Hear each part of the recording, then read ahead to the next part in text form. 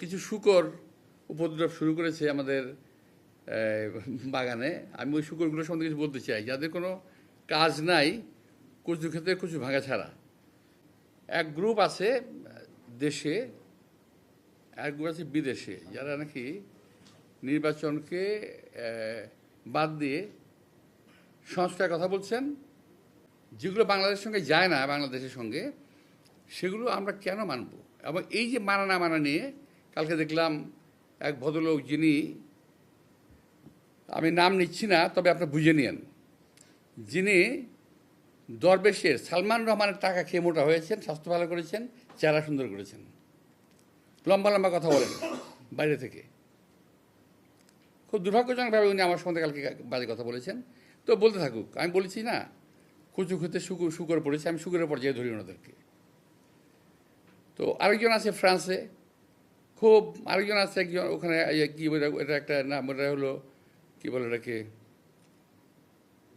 একটা না না না একটা একটা একটা জারজ মিল্টন আছে, জারজ মিল্টন, সরি কথা আমি বলে দিলাম, আমার আমার এই অবস্থা থেকে এটা বলা ঠিক হয়নি বোধ হয়। তবুও আমি বলছি, জারজ মিল্টন বকা দিয়েছে আমাকে, সেটাকে সমর্থন করেছে পিনাকি।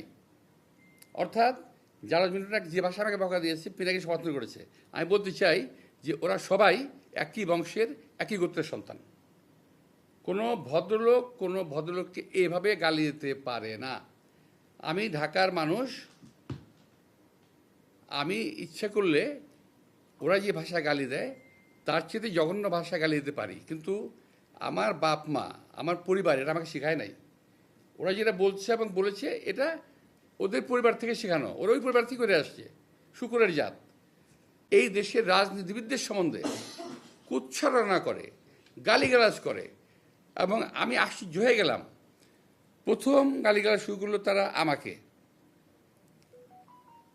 তারপরে তারা শুরু করলো আমাদের সেক্রেটারি জেনারেল মির্জা ফখরুল সাহেবকে,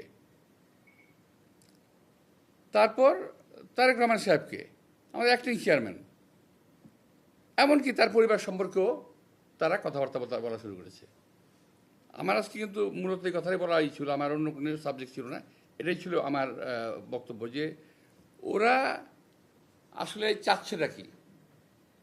ওরা বিএনপিকে কিংবা আওয়ামী লীগকে কিংবা অন্য কাউকে